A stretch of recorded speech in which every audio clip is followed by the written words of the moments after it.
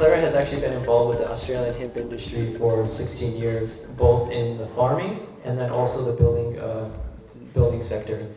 Now, she has been in the forefront of getting hemp lime masonry and also hempcrete into the Australian sphere. And through her research at the University of New South Wales, they were able to develop the low embodied carbon BCA building construction of Australia compliant hemp lime building material that she'll be talking a little bit more about today. Her company has supplied almost 42 builds in all over Australia and has also been a part of Singapore's first zero energy public building.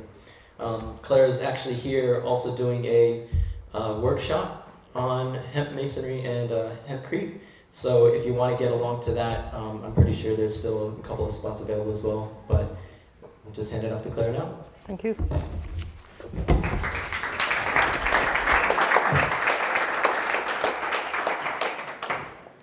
Thank you very much. Yes, so my involvement in the hemp industry started in 1999, and I actually came into the hemp industry from working in environmental management, so in river and land management.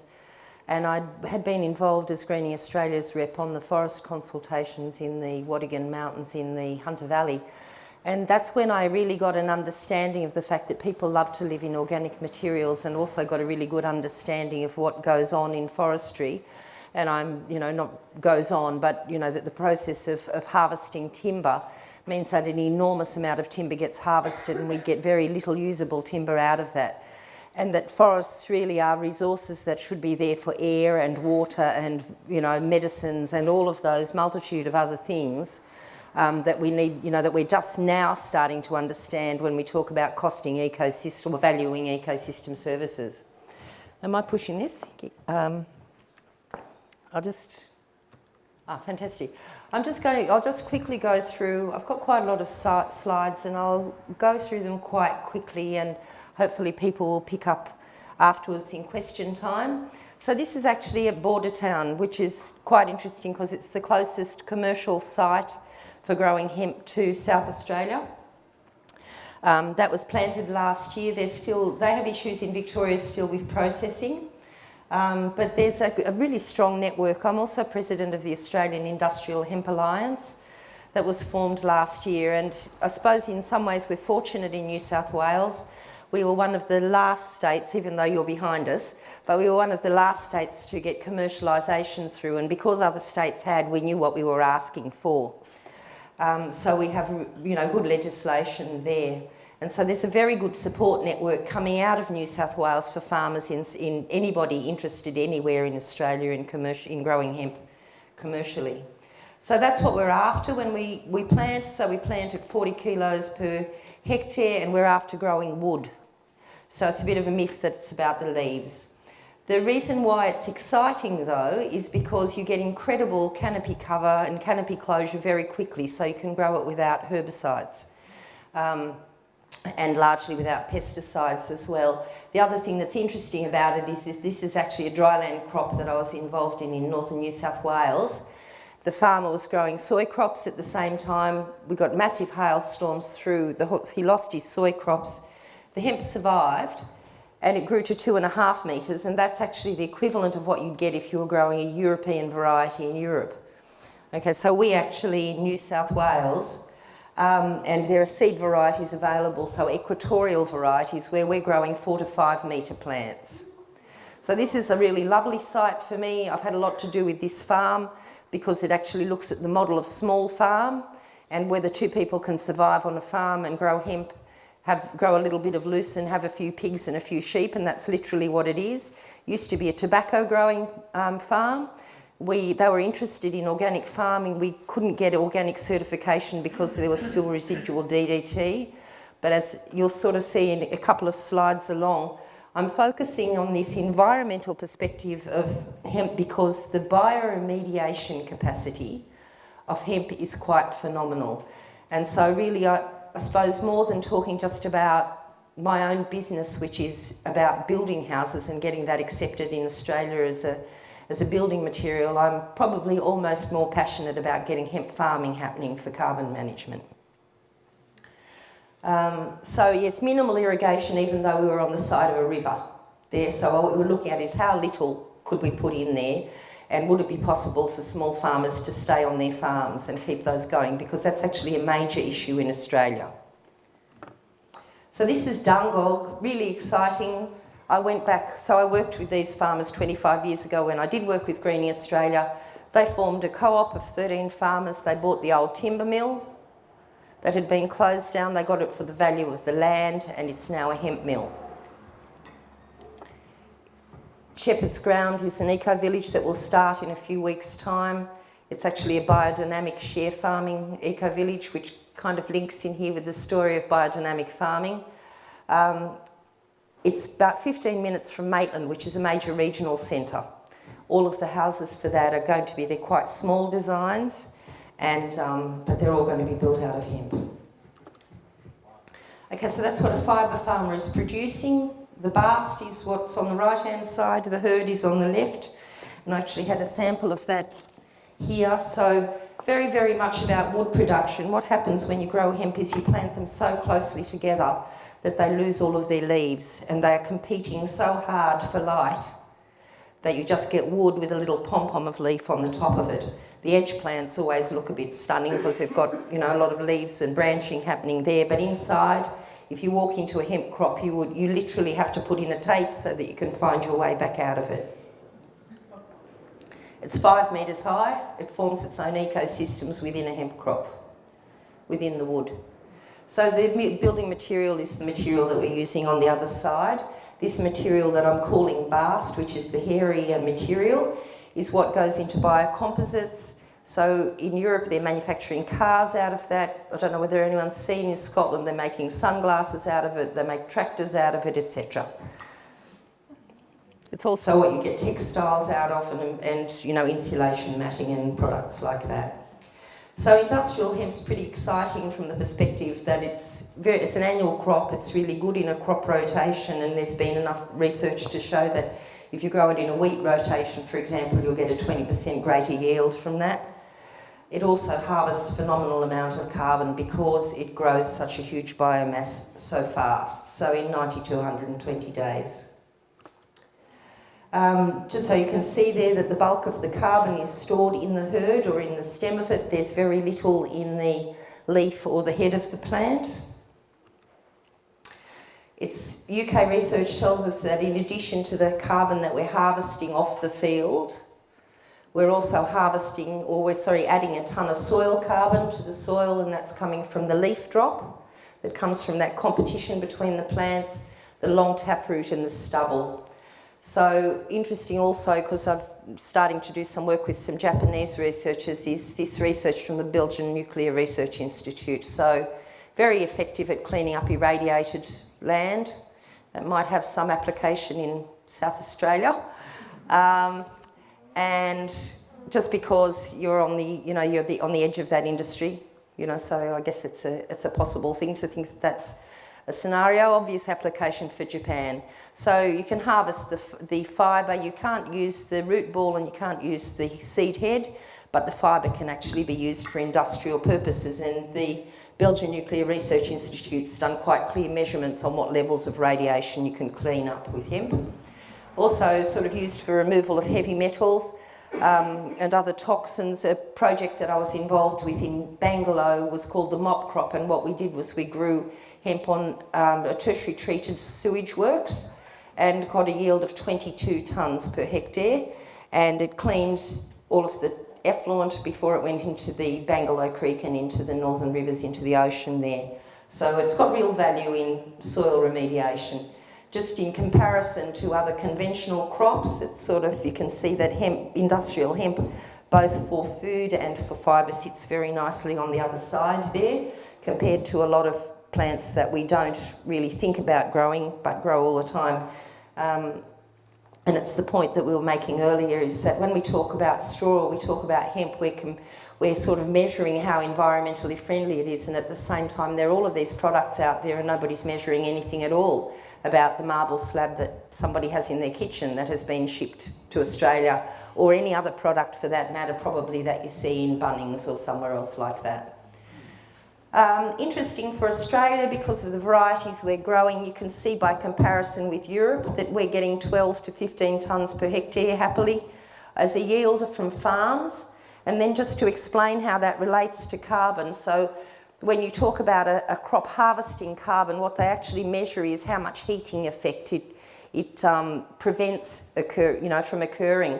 So it's measured when you're talking about global warming potential.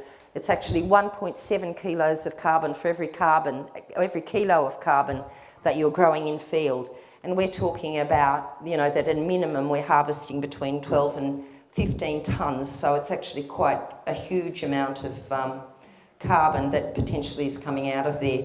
So to give you a quick idea, and I've got lots of pictures in a minute, sorry. For a tiny cabin, so a 48 square metre cabin that you would expect that you would do the hemp walls on in 6 days. And in that you would have locked up 2 tonnes of hemp. That's if you're not using any for subfloor or for roofing insulation, you're just using it in the hemp walls.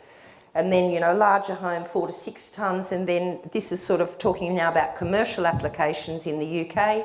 Marks and Spencer have just done it's the world's first carbon neutral retailer, and they've averted 360 tonnes of carbon emissions by building with hemp on that build.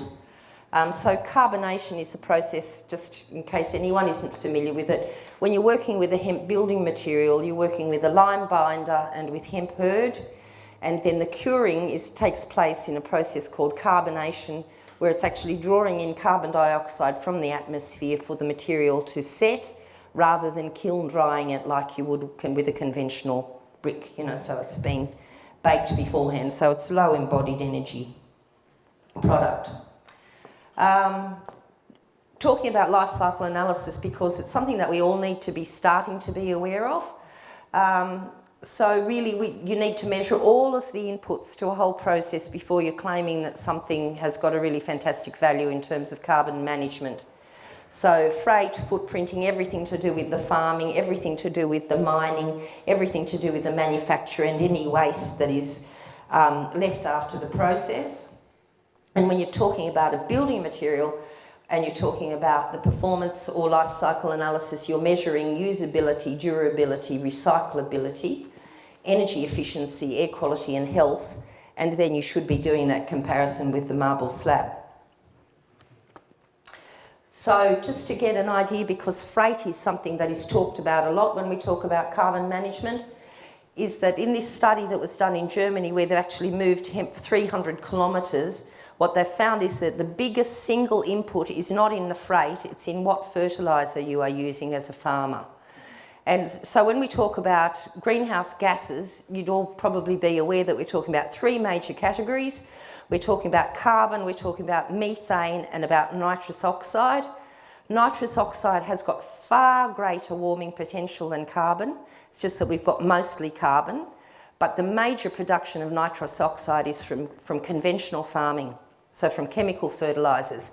And it's huge, and it's got, I think it's 298 times the warming potential of carbon, and it's got a much longer lifetime as well. So it's really quite a significant thing to look at how do we farm, how do we change that, and what are we calling sustainable in this whole picture. So you can see that transport, and it's only over 300 kilometres, and this is something we really have to look at in Australia because we've got vast distances. But it's actually the fertiliser that is the biggest issue. So obviously sustainable farming is what you would want to be promoting. Similarly, in processing, you can see there for insulation products, when you're looking across the spectrum, that in terms of energy, hemp fibre production and processing is very low energy intensive.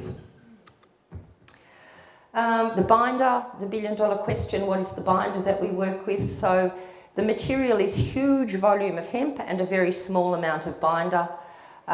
We did research at New South Wales Uni for 6 years. I was very fortunate that my brother was the founding director of the Australian Centre for Construction Innovation, who was a concrete specialist. So for 8 years I hassled him about hemp building materials until I was able to get some testing done and able to get his attention, because he's very well regarded for multi-storey concrete structures and tunnels under oceans and things like that. But he thought that I was totally crazy. he couldn't understand why I wasn't after making the strongest material in the world, why it was that I was looking at all of these other things. So just briefly there, in Europe they use hydraulic lime. Hydraulic lime occurs on the edge of a lime field and it's contaminated with other elements. We started working with hydrated lime, which is much more commonly available at New South Wales Uni, to see what it was that we could add to that to mimic hydraulic lime, and how could we best reduce the carbon footprint of hemp building even further. And what we found was that if we introduced some fine washed sand into the process, then that enabled us to use quite significantly less binder than other people who were building with hemp building materials. That's the material on this side, on the right-hand side. You really are literally very quickly tossing the hemp hurd into the binder material, putting the sand in. It's probably a 2 to 3 minute mixing process. It's very fast. That's the material after a few weeks on the other side. This is a 300-year-old hemp house, Miasa, Mura in Japan, and I've put that there to give some context on durability. Did I do that? Yep. So just to give some context on durability, so that's an existing building there. We obviously don't have any kind of records like that in Australia yet of buildings, even though we've had things that have, or builds that have been up for close to 10 years now. But we're expecting very high durability. This is probably what inspired me most to get involved with hemp, is when I could see that you could use it in all sorts of different ways. I felt that of the natural building materials, it was perhaps a little more flexible than some of the others. And in saying that, we earlier just had a conversation about straw bale panels, you know, so there's definitely room for that. But this is, you know, a pretty upmarket looking French accommodation where they've refurbished entirely with hemp, because you can retrofit, you can restore, you know, so you can work on historic buildings well because it's a breathable material. You can use it at different thicknesses, so it's a very flexible material. So if someone's just got an old house and they want to retrofit for energy efficiency, then you can retrofit internally and thicken the walls, or externally, or you can do a new build. And I'll actually, in some of my photos, you'll see some examples of those. So performance characteristics, I've already covered the first couple. The reason why it's considered to be a really effective material thermally is because it's a slow phase change material. So it takes longer for the wall to heat up and to allow the warmth inside than it takes for the change between daylight and night. So you actually have an environment where the building doesn't heat up from the outside temperature. It mitigates humidity very well. So they did some testing at the Centre for Alternative Technology in Wales, which they would describe as probably the harshest, or the researchers described as the harshest environment that you could build in. And they compared drywalling with hemp retrofitting over a wall that was damaged because it had moisture in it. And they found that the hemp was far more effective than drywalling because it will continuously wick off the moisture, and then that will dry out within the building. So the big bonus is that you don't get mould growing. And the big bonus of that is that moulds are related to all sorts of respiratory allergies and a whole lot of other allergies as well. So it becomes an air quality issue. That's just to show the moisture buffering going on within a wall, showing how it's behaving. And I'm sorry, it's really not a very good graph. It looked much better on the plane when I thought about adding that in as an afterthought. It's non-combustible, so hemp masonry building materials, you can't ignite them readily at all. You should have no waste on your site whatsoever, so anything that is that falls to the ground you would pick up. You can reuse that in your mix for up to 6 hours, or you can set it aside and reuse it at 10% into your mix tomorrow. So there literally should be no waste on the site at all. Like straw bale, it's airtight construction and like rammed earth. It is lighter than most other masonry materials, so my first builds that I did actually involved some elderly women alongside myself in that build. My first build was actually for an Aboriginal elder who was a friend of mine, and what I was interested to see was whether our Aboriginal community was interested in hemp building, rather than going forward and saying, you know, this is something that I would recommend And that building has actually been really successful in that kind of way, that it's given me very good feedback. Can be combined well with other materials, very effective in historic restoration, recyclable, so if you've got leftover material, you can just put it out on the garden if that's what you would want to do, or you can put it aside in some bags and you can add some binder to it in 10 years' time and reuse that. Or if you're, taking it down and you just want to deposit it somewhere, you can put the dry material out on your garden. Easy skill, building skill to transfer, and I think that there's a lot to be said for that, because it does mean that you can teach owner builders really effectively, you can work with communities very effectively and get some really good outcomes. Most common use, external walling, generally 200 to 250 millimetres. Internal walling, the wall thickness should be governed by the climate zone, and they're the R ratings. And so while they're adequate, you can see from the earlier presentation that straw bale does give you a higher R rating. It's really about deciding what is available to you. This is certainly, with hemp, it is easy to meet the various requirements by different governments in different states. Okay, so this is feedback on a 2-year project that was done in the UK. So the UK funded to the tune of 6.3 million, 283 buildings, and then they went back and they assessed those after 2 years of them being inhabited. And what they found was that they had energy savings corresponding to 50 to 80% lower than in conventional brick and block. And then that point at the end is that when you compare an average brick and block house and a hemp house, you've got a plus 10 footprint from a block and brick house and a minus 4 tonne footprint from a hemp house. So you're talking about zero energy. And now I'm going to fly through slides. So this project, the triangle that people would have seen on television, Kevin McLeod's project, was one of the monitored projects. So again, same findings. Adnams Brewery, really interesting building because yes, 500 millimetre thick hemp walls, but no air conditioning in a brewery is a pretty nice achievement because it means there's no ongoing energy cost whatsoever, and they maintain this constant of 12 to 13. This is the London Science Museum where it's been installed to manage humidity so that their aeroplanes and cars don't rust. So that just relates back to the point that I was making about mitigating humidity. This is a house in the Northern Rivers, and we'll just fly through some Australian builds. So this is up near Wollombi, and I've added this photo because I wanted to show, that people have embedded some slabs in there, which I personally think is really beautiful. This is a house at Protestors Falls where the frame was already up. It had been harvested on the site from blue gum. And these studs were 120 millimetres wide, so we just fitted the hemp in between those. Owner build in Bateman's Bay. This is a recent build in Marrickville under the flight path. Quite a schmick looking inner city extension and renovation. It's the first city build in Sydney. And we obviously had to meet the acoustic engineer's requirements for sound there.